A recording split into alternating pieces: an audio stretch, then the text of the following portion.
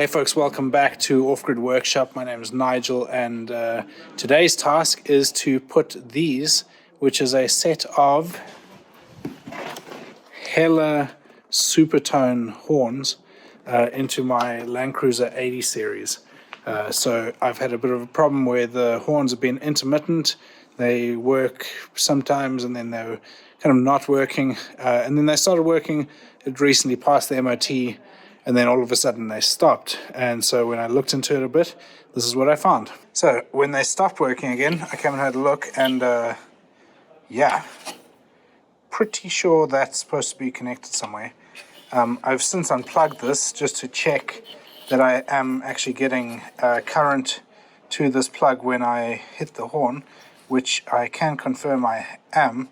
So essentially that other wire is just pulled out of there, and I am led to believe on these Land Cruisers that the horns are earthed or grounded through the actual bolt here. So this is what I'm putting in, a set of Hella Supertone horns, and they're looking pretty good, pretty beefy compared to the other ones. They're quite substantial. Hopefully they'll even fit. Ooh, might be quite tight. Nah, they'll be good. Fit in there nicely actually. Probably have to turn them on the side to get to that plug or extend that plug or something.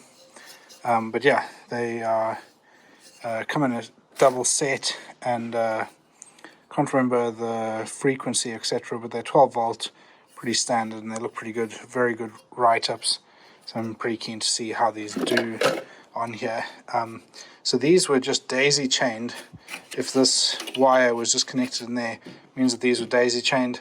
This one was still connected, but it's probably dead if they stopped working. So when the wire came off this one, this is probably the one that worked. But either way, it's time for an upgrade and to get these things working now. So let's go. Okay, so first job is to take these two off and get rid of those two horns. So just test fitting this. The bonnet's not going to close with it on these brackets. So what I'm going to do is take the brackets, this bracket off, and then put the horn onto that hole there. I'll probably just need to put some washers and a bit of a spacer to straighten it, because there's this lip on here. But yeah, that's what I'm going to do. Okay, so here we are. We've moved that bracket off, and then what I've done is I've just attached a wire here. This will be the ground. So these new horns do not ground through the bracket like the old ones, and I've just made up a very simple loom here, positive and negative. It's looking pretty good.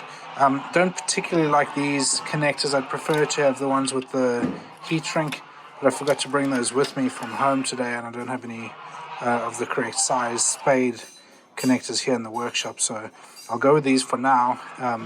But I'll probably swap these out at some stage for the ones that have the heat shrink. So this is just to get it working.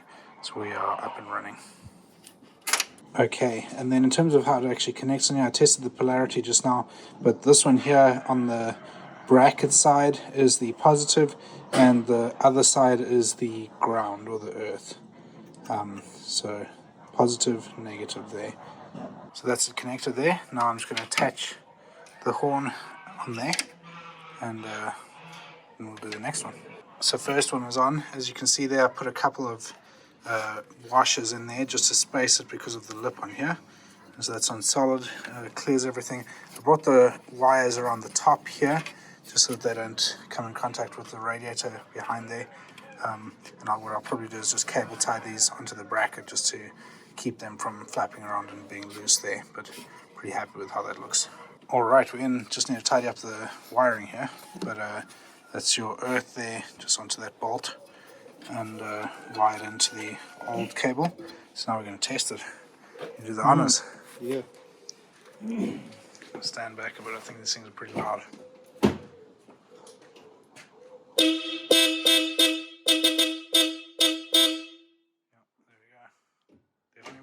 So there we go, folks. That's how you install the Hella Supertone horns on the Toyota Land Cruiser 80 series.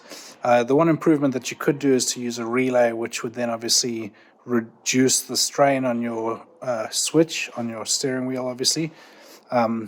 But yeah, I may do that at some stage, but for now, pretty happy with that. It's loud compared to the original ones. I mean, especially that for a while now, I've just had one working. So yeah, pretty stoked with how that turned out. So thanks for watching. We'll see you in the next video. Cheers.